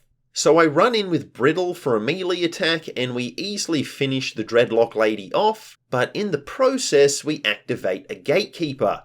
And this is truly dreadful. We throw down a Mimic Beacon, but the priests get to attack first, so they finish the beacon off, and that allows the egg free reign to target our troops. I was really afraid we were losing Alpha here since he's already lost HP, but thankfully I had moved him far enough away from the team to avoid the Gatekeeper's AoE. Brittle and Ninja unfortunately aren't so lucky and they lose about half their HP. Now on the plus side, the Gatekeeper did at least finish one of the priests for us, so that was very considerate of it. And then something incredible happens. We move Alpha in for a melee attack on this sectoid, and he actually lands it. I cannot believe it. Our boy has come a long way indeed. Kelly then finishes off the Gatekeeper, and from here we're pretty much in the clear. So certainly a close call, and this one could have gone really badly, but we have persevered. Before too long, I opt to hit the assassin's base. Taking her out will help in avoiding scenarios like that previous mission where she reveals at the worst possible time, and it'll reward us some really nice weapons. So plenty of motivation here. Now the first area goes fine, but it is a little bit of a close call at first. Potemkin makes this insane 33% shot to Shadow Realm the Purifier. If he hadn't been able to land that, this pod may have inflicted some pretty horrid damage on us. Luckily, we've avoided it. The other pods are pretty much a joke, like there's 3 Mutons and an Archon waiting for us at the elevator, and even though I've said Mutons are annoying in this run, we end up one-shotting all of them. Now we're not guaranteed to one-shot these guys, but our troops are just pulling out the high damage rolls. It is amazing. And even the Archon goes down to 1 dose of rapid fire. Yeah, really good stuff from the team here. In the final chamber, Twitch chat and I realise I didn't bring any battle scanners on this one. That wasn't very smart. Now it doesn't matter too much though, we can still find the assassin pretty easily, and then look at this madness. Not only does Sawyer land his 66% shot, his hair trigger then procs, so he gets to make another 66% shot, and he lands that one as well. That's about a 9% chance of both those shots hitting as well as the hair trigger activating. Just crazy. Now despite our good luck with landing the attacks, most of our damage rolls are pretty low, so the assassin survives on 2 HP and she summons in 4 troopers. That's a lot of troopers, kind of annoying. I use Ninja's Frost attack from the Viper armor on one of the soldiers, but it doesn't end up mattering. We actually take out all 4 of them in the one turn regardless. So again, not a big deal, I've just wasted our Frost attack. Now with Potemkin, I've adopted a strat that I've used a few times on this channel. We've got AP rounds plus a superior stock. We also have the resistance order that improves our weapon mods, and all these things combined mean that Potemkin is guaranteed to inflict 4 damage even on a miss, and that's certainly enough to take down the assassin. Sawyer takes aim at the sarcophagus and his hair trigger activates again, so he can take another shot at it. I'm usually not a big fan of hair triggers, but we're getting really lucky with it here. A heavy mech and codex spawn in as the reinforcements, we finish off the mech and we distract the codex with a meme beacon. On the next turn, the sarcophagus is gone, and just like her brothers, the assassin is back with 50% HP. We locate her quite quickly, and we're just going to focus fire on her. Ninja lands an 84% shot, and then her hair trigger activates as well. So she gets to make another shot, and this one puts the assassin down for the count. I cannot believe this good luck. This is XCOM. We're not meant to have good luck. Surely this means something really bad is going to happen soon, right? Well, kind of, but not really. At least not yet. We have a guerrilla op, and once again, the top soldiers are tired, so we're sending the lower level soldiers. And even worse, we only have 5 of them available for this mission.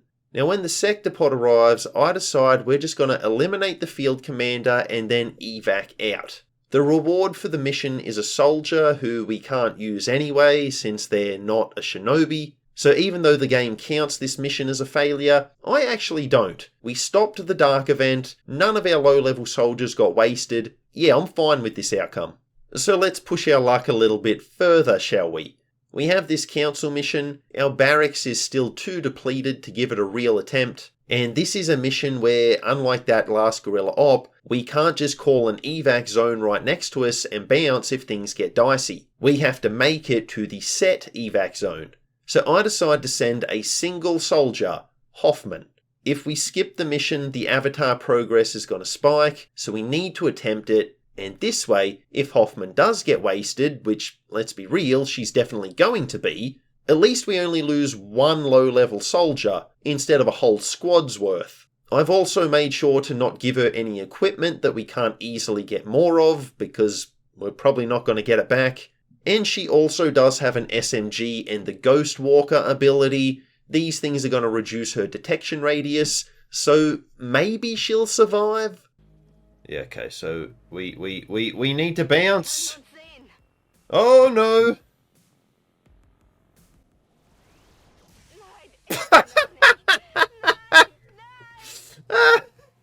Or maybe she won't. It was worth a try at least. So let's get some payback and hit the Psionic Gate mission. This one's for you, Hoffman. Is that the name of a song? I don't know. Anyway, the strat here is the usual when we have sword wielders. We send out one Bladestorm trooper with the katana, and we watch as they slaughter the chrysalids that try to ambush them.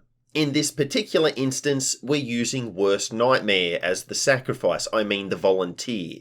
Now before this mission, I gave Worst Nightmare the Combatives ability. My initial opinion of this skill is that it's trashed here, and the reason is the wording. May. You may get to perform a counterattack. Not that you will, that you might. And this is XCOM, so of course the ability isn't going to work when you most need it to.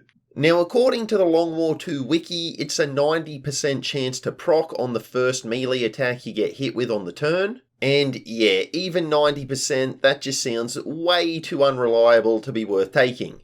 However, a few people told me that I was sleeping on this ability and that it's actually really good. So I figured giving it a try here might be a good idea since it could negate the chrysalids' attacks. So let's see how it went, shall we?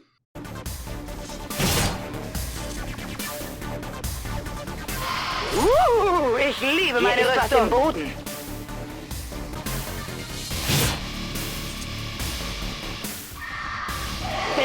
Bin getroffen.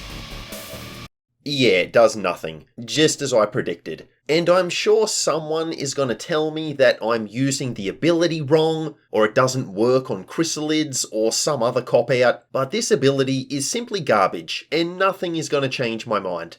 And I think we needed to roll minimum damage on both those chrysalids for them to survive, so we got extremely unlucky here. I guess we did use up all the good luck in that chosen base after all. I shouldn't be surprised by this. Now thanks to Whirlwind, we can fall back with Nightmare to put some distance between her and the bad guys. Now we finish off the chrysalids and we could destroy the gatekeeper this turn, but I decide to use a mimic beacon instead. If we destroy the last enemy, which is the egg, the remaining chrysalids will start coming out of the ground and they may attack Nightmare. I don't want that to happen until she's had a chance to heal some HP. So I opt for a mean beacon instead. This should buy us some time. But my plan kinda backfires, as the beacon also draws chrysalids out of the ground. Now I was really afraid here the lids were gonna destroy the beacon, which would leave the gatekeeper to attack us, just like that other mission. Now thankfully that doesn't happen. Only one chrysalid emerges and we're safe. But yeah, my heart was pounding for a second there. Anyway, we finish the mission easily enough and everyone survives. And with that done, let's hit the Forge mission and get all the story stuff out of the way.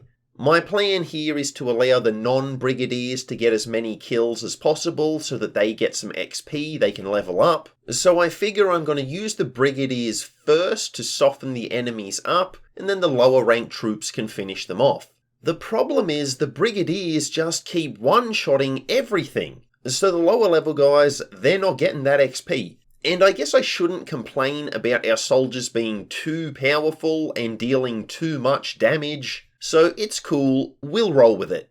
Now the sector pod takes an age to activate. I have Ren still in concealment, so she's acting as our scout, and we're just waiting for the sector pod to patrol into our Overwatch ambush. And it takes such a long time, the tin can just doesn't want to cooperate. It keeps walking away from us instead of towards us. Now when it does finally decide to come back our way, we actually two-shot it since Kaz's repeater activates. It was honestly pretty anticlimactic. We waited all that time to engage it, then we just destroyed it immediately. But once again, it's an easy win for us, so I shouldn't complain. And as you may be able to guess, given the fact that all I'm talking about here is the enormous beatdown we're delivering to Advent, yeah, this mission is pretty easy. The only thing even resembling something going wrong is when the reinforcements drop in. I don't really want to fight them just because it's gonna take time. We still have 2 mean beacons. I brought 2 on the mission and we haven't needed to use either of them so far. So I just chuck them both down to draw the bad guys' attention, and our soldiers can safely head to the evac. So yeah, another easy victory there. And then, almost immediately after that, we hit the base defense. And, as you may have guessed, some of our top troops are tired.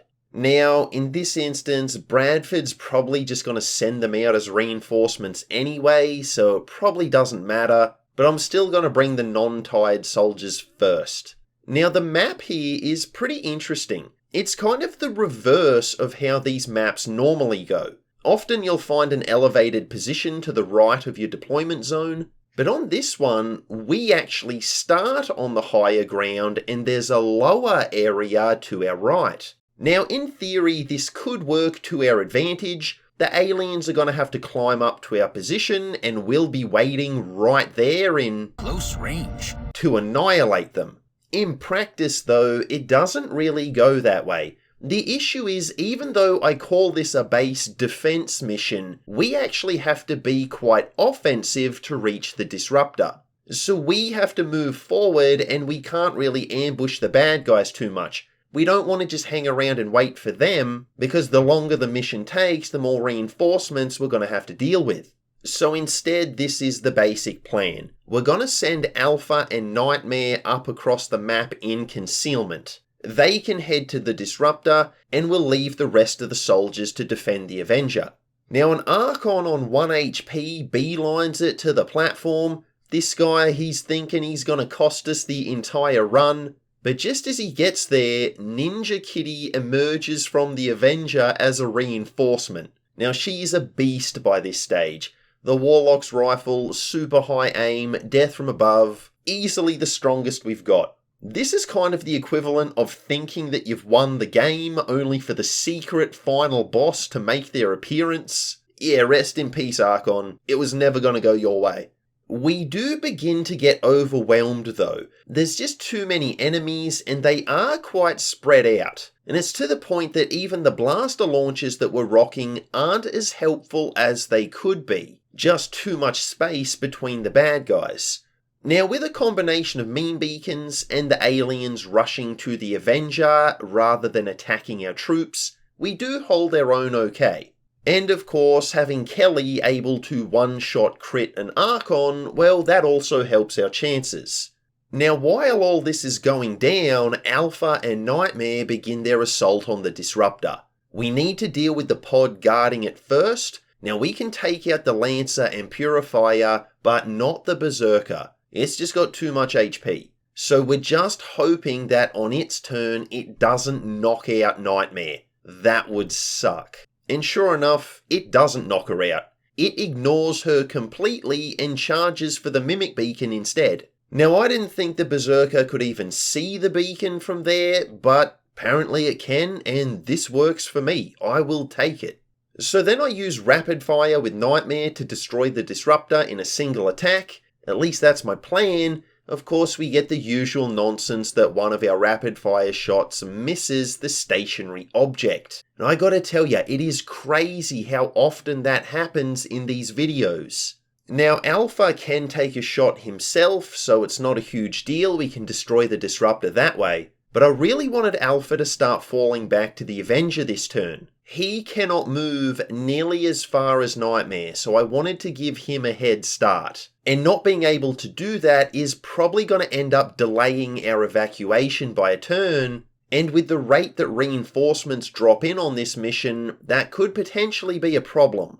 Now, I've been buffing Nightmare's movement with Covert Ops the whole game, and I think a PCS as well, so she can move really far. And that's why I wasn't worried about her, and I wanted to give Alpha the head start. She's going to be able to get back to the Avenger in no time anyway. We don't have to worry about Nightmare. And allow me to demonstrate. She can yellow dash a crazy distance and one-shot the heavy mech with her sword. And because of that, Whirlwind gives her an extra movement action, so she can just keep running, and now she's side by side with the rest of the team. This is just ridiculous. In a good way. Meanwhile, you can see Alpha here, he can't move nearly as far. Even though his SMG is giving him a mobility buff, everybody is slow compared to Nightmare. So it is going to take him longer. and that is annoying. Now, as things progress, we have a problem that is somewhat common on this mission. Advent keeps dropping heavy mechs and priests. Between the mechs going on instant Overwatch and the priests being able to survive with sustain and then using stasis on us, we're getting really bogged down. We just cannot get our troops out of this fight. So this leads us to this position where everyone can make the platform and we can evac, but in order to do it, Ninja is gonna have to run an Overwatch. Now she has 13 HP with her Viper suit, and I've seen a heavy mech crit do 12 damage before. I'm not sure if they can do 13 damage with a really high roll, but if they can, we could be looking at losing our most powerful unit to some really bad luck. Now that's going to be a setback that I really don't want to have to deal with when we are so close to wrapping this campaign up. If I had saved a blaster launcher, we could remove the Overwatch that way, but not to be. We don't have any left. The only way we're getting out of here this turn is by risking the Overwatch. This is an insane gamble, but I'm gonna go for it. Let's see what happens.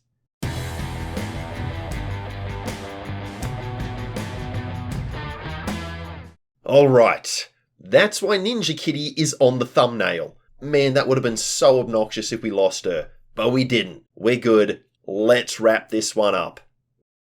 Before we do that though, there's two things I want to show you. Yeah, no, fake hype, but what can you do? The first is this guerrilla op. It was a bit sketchy, but we eliminate the enemies without too much issue, especially considering we only had 5 troops. It's the usual deal, the story missions have left a lot of our barracks tired, but even with the lower level guys, we do persevere and everything's all good. The interesting thing is this obnoxious little purifier. It's a protect the device mission, and I'm afraid if he blows up in the device's vicinity, it's going to be instantly destroyed, the same way it is when a sector pod or a gatekeeper goes ploughing into it. So I'm waiting for him to move away from the device before we finish him, and he just won't do it. For like 3 or 4 turns, he's just running around this thing in circles. Even when I group some soldiers together to bait his fire grenade, he doesn't use it. He is obsessed with this device. Now, Twitch chat theorizes that he's trying to attack the device, but he can't target it with his weapon, so his AI is just kind of broken. And honestly, that theory seems pretty likely to me. So he might just be running around this thing forever. We don't really have a choice. We have to hit him and hope that he doesn't go boom. And you know what happens. Of course he goes boom. This is XCOM, baby. But it turns out the explosion damage doesn't instantly destroy the device. It just damages its HP like any other attack would. So that's really good for us, and it's also good information to have for future runs. Now the second thing I want to show you is the serial ability. Duncakes has rolled it as a hidden perk, so I've given it to him. And for those of you who watched my previous XCOM video, you may remember there was a section where we had a grenade doing 1 to 2 damage. And I had no idea why this was happening. Now at the time, some viewers theorized that it was actually serial causing the damage drop-off. It turns out in Long War 2, serial is a bit different to the vanilla version, which I didn't actually realise. Each subsequent attack with serial actually decreases in damage. And this decrease doesn't just affect the primary weapon, it affects all of that unit's attacks. So in that previous run, Brickford's grenade damage had fallen off a cliff because he had been using serial with his gun that same turn. Yeah, pretty interesting behaviour there.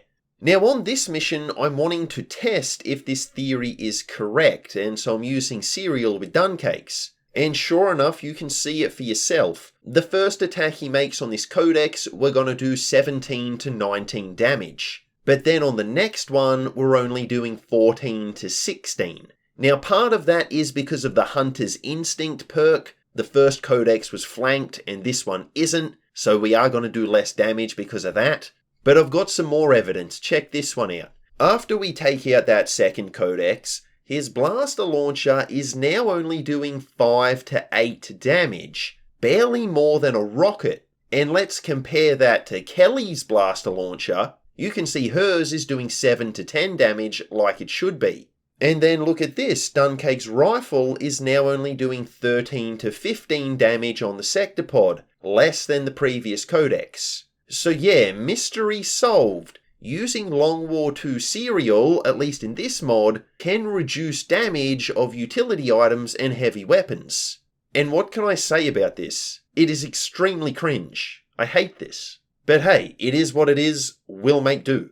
So yeah, with those two things out of the way, I hope you found them interesting. Let's wrap this one up for real. No more fake hype, now for the real hype.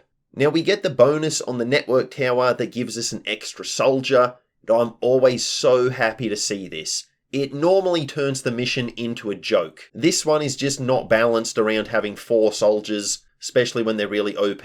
So I'm thinking this is going to go well.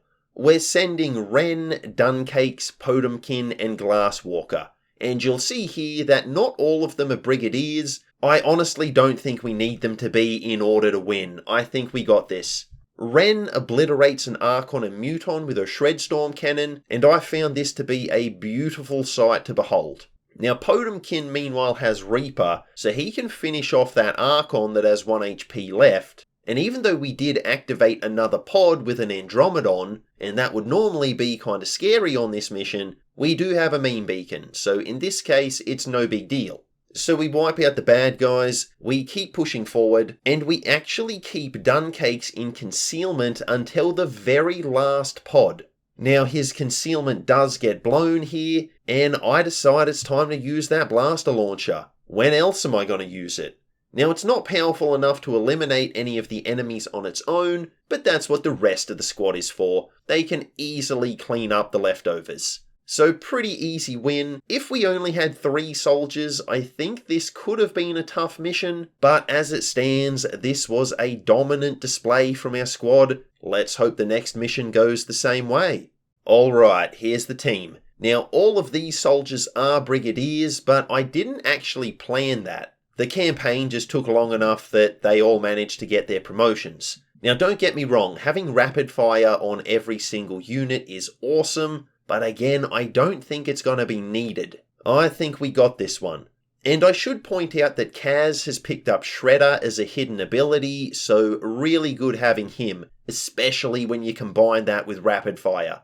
And Ninja and Sawyer both have Death from Above, so we've got some good options here.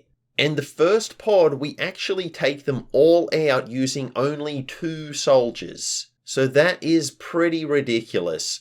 4 out of our 6 units still have concealment. Now the next pod is a bunch of chrysalids being led by a gatekeeper, so presumably it's going to be tougher to deal with these guys. But look at this. The egg comes rolling in towards us, and you can see how close it is to Alpha. Somehow he's still concealed though. I did activate Ghostwalker on him, so I guess his detection radius is just that small. But yeah, I thought he would have got spotted for sure. Now dealing with this pod, I make some really stupid mistakes. First I misclick with Kaz and I waste his shred on a chrysalid. I wanted to hit the gatekeeper. Now I could reload the turn, it was a misclick, but I think we can still get through this okay. Since we can't shred, I instead opt for a rupture shot with Ninja on the gatekeeper. She grabbed that as a hidden ability as well. Now it actually does more damage than I expect, and it just blows up the gatekeeper. In of itself, that's a good thing, but I hadn't yet moved Kelly away, so she takes damage in the blast. I just didn't expect to take out the gatekeeper with this shot. So then I decide I'm going to use Reaper on Kelly and I activate the ability, but then I remember she just has a standard sword and she's probably not going to be doing enough damage to the chrysalids. So after that I activate Reaper on Nightmare with her katana and I send her in to get the lids. The moral of the story here is that I've just wasted Kelly's Reaper skill and now we've got to wait 5 turns for it to come back. So let's hope that we don't need it.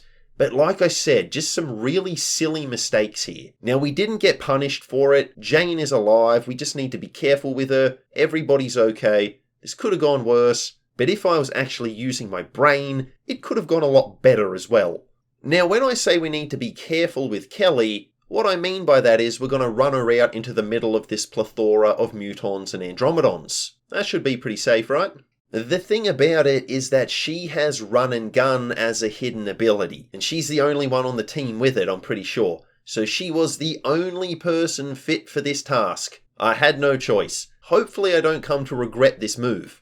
Now, we do have a mimic beacon we can use as backup to keep Kelly safe, but we don't actually end up needing it. Ninja can use her Viper armor to freeze one of the Andromedons. Then after that, she gets a clutch hair trigger proc, and that extra shot that she gains actually allows us to finish all the other enemies. The Frozen Boy is the only one left, and we can easily take him out on our next turn. So that was a super aggressive play by me, but we weren't in any real danger, unless we had activated a second pod, I guess. Good thing that didn't happen, hey? Meanwhile, I have given Alpha the target definition ability by now, so he's just scouting ahead in concealment and finding where the pods are. I figured target definition would be good for this mission since the map is so big and there's so many enemies, and honestly I think I was right. Knowing where the pods are makes setting up for this Andromedon and a couple of codexes quite easy indeed. Now I send Nightmare out to activate the pod with a flash attack. This is going to trigger her Blade Storm on the whole group. Free attacks is always good. Now I expected her to activate the pod of Sectopods when she did this, and of course she does. Now I'm okay with that. But what I didn't expect is that for some reason she has destroyed the entire ceiling that she ran across when she charged at the pod. And this environmental damage prevents the rest of the team from pushing forward to the edge of the roof where they can easily target the enemies. Our team is now completely out of position just because they can't cross this broken tile. A tile that shouldn't be broken anyway. This is utter garbage. Now, long story short, we are able to deal with the Andromedon and codexes, and we even wipe out one of the sectopods, but without the positioning that we need, that still leaves one sectopod plus the heavy mechs by its side. And I think the biggest thing that hurt us was not being able to use Sawyer's Death from Above ability. We probably could have got an extra 1 or 2 kills with that, but he just couldn't get into position because of that environment damage. Now I could use a mean beacon here, and I do consider it, but it's probably just going to get one shot anyway with the enemies that we're dealing with, and then Advent is still going to have plenty of opportunity to attack us, so I don't see much point in using it. So instead, Nightmare gets to serve as bait. Now, thankfully the Sectopod misses its attack on her. She is in full cover.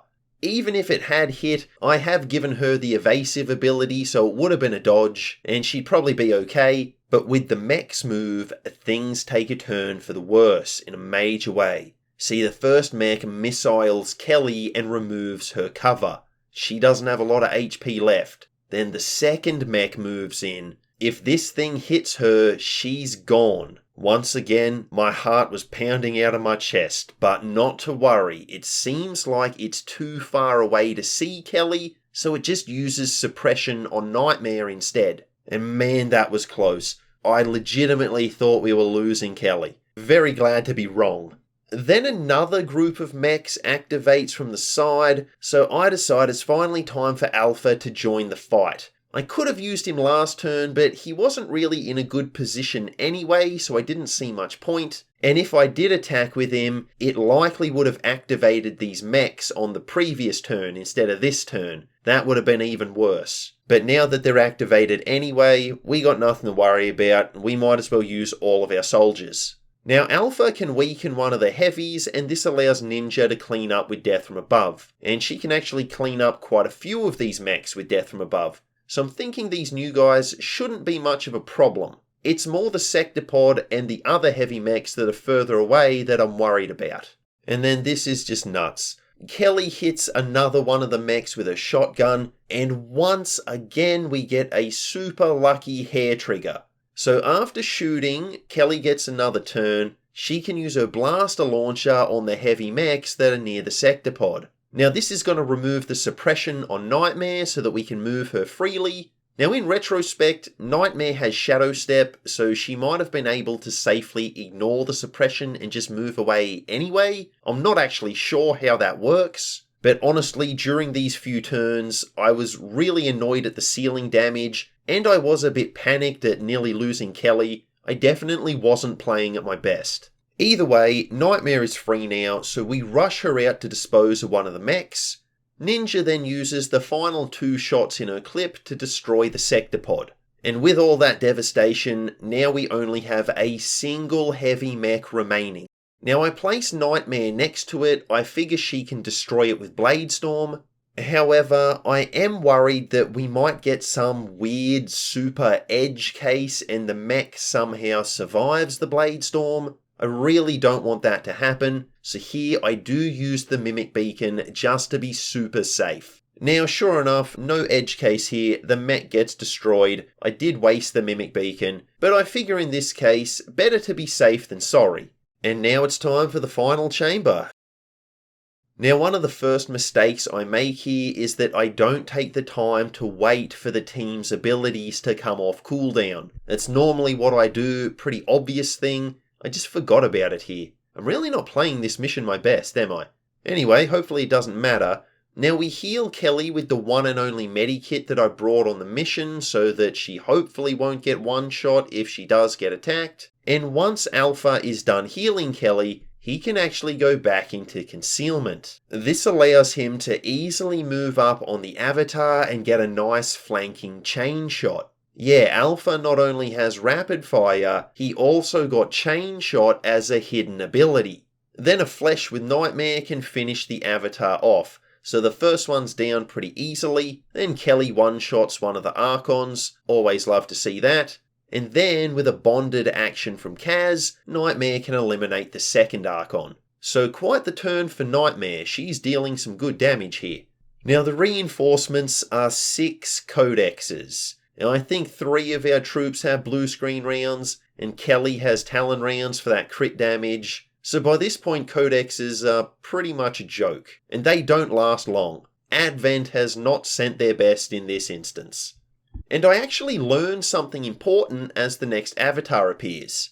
See, I move in with Kelly to attack it, but I figure I can use her hit and run ability to get a free shot on the Spectre first. Then after I've done that, we can use rapid fire on the avatar which will end the turn. But it doesn't work. Hit and run doesn't activate. And it was only from doing some research after the run that I learned hit and run cannot activate on the same turn that run and gun has been used. So I was annoyed about it at the time, but that's good knowledge to have. Now thankfully Sawyer still has rapid fire, and even though it's only a 68% chance to hit, he lands both shots. Very nice. Now of course the avatar is going to teleport away, but it moves into a position where Alpha has a flanking shot. And this is the great thing about having both rapid fire and chain shot. Even though chain shot is on cooldown, we can still attack twice with rapid fire. So avatar number 2 is gone really easily, and that's awesome. But what's not so awesome is that Kelly is now surrounded by mutons and spectres. Now Kaz has thrown down a Mimic Beacon to help protect her, but depending on the damage rolls of the bad guys, it may not be enough. The beacon might go down and these guys might get to attack her. But we yet again get really lucky and one of the mutons rolls a pathetic 4 damage. I'm thinking that has to be minimum damage for these guys, right? And the second muton, it doesn't do anything at all. It just runs forward and Kelly Bladestorms it into the Shadow Realm. So once again, I was really worried about Kelly, but it turned out there was no need to be. She's got this. Now this time the reinforcements are a lot worse than the codexes. We got 3 priests and 3 chrysalids. Now the chrysalids, they're fine, we can deal with them. But the priests, they are annoying. They have a lot of HP, our blue screen rounds don't affect them so we don't get that damage increase, and they can use sustain to survive the turn. And if they survive, they can attack us, plus it makes using death from above really difficult. But yet again, we get some crazy good luck. Sawyer wipes out not 1 but 2 priests. And I don't mean he sends them into sustain, I mean he sends them to the next dimension.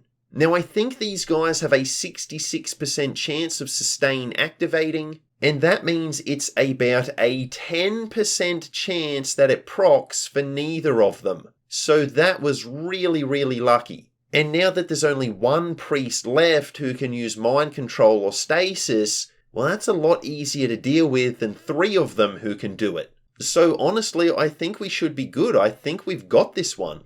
The final avatar is here, and we're just going to focus everything we have on it. Now, Nightmare has rapid fire and AP rounds, so she ignores this thing's armor and lands massive damage. The avatar only has 6 HP left. I'm not liking its chances. And here, I have an idea. Why don't we send Alpha in with his sword and see if he can take this thing out? Has this man finally learned how to swing a blade? What a redemption story this will be. Should we try and finish him off with Alpha's sword? See if he misses. See what happens. It's only an 86% chance. Let's see if he can do it. Can he redeem himself? This one's for you, Zionzi. Oh, he got a dodge. He couldn't do it. He couldn't do it. I mean, technically he did land the attack, so that's progress. Credit where it's due and all that. But yeah, I did get a laugh out of this one. Of course he wasn't going to finish that thing off with his sword. I should have known better. But it's no big deal. We still have Ninja with her stupidly high aim, and we go completely overkill with a rupture shot just because we can. And so there you have it. We've beaten the game with only Long War 2 Shinobis. I gotta say, a very fun class to use here. Definitely a lot more enjoyable than sharpshooters. Now these guys are very similar to vanilla rangers, but there's also some key differences that do make them play a little bit differently. Not having run and gun is a big one, and I don't know, it just felt like the slash attacks were weaker on these guys, especially with the katana. On the other hand, hit and run is a great ability, once you know exactly how it works at least, so they have got some advantages working for them too. And in terms of the run, we did have a lot of casualties. 13 in total, not the 30 that the end screen shows. I think that includes extra soldiers like DJ, plus meme beacons, so it's not really an accurate count. And while 13 is a lot, that's way more than we usually lose on these runs, I think 6 of them alone were from the black site. And really that black site was just me taking the mission way earlier than I should have. If we had waited for mag weapons, we probably could have beaten it pretty easily. So these guys are not a bad class by any means. And I had a lot of fun on this run. I hope you did as well. Now the usual things before I head out. If you enjoyed the video, please like, subscribe and comment. It really helps out me and the channel. And remember, you can get early access to videos just like this one by supporting on my Patreon for only a few bucks a month. The link to that is in the description. And I think that's going to do it from me. I hope you join me for the next video. And until then, have a great day. You gotta take control. Life's too short. Get out of your head. Make a better life instead. You gotta give it all your best. So put your hands up to the sky and live your best life, alright. Don't just let it go by, just try, oh my. Got only one life, got only this time. We gonna get it right. You gotta let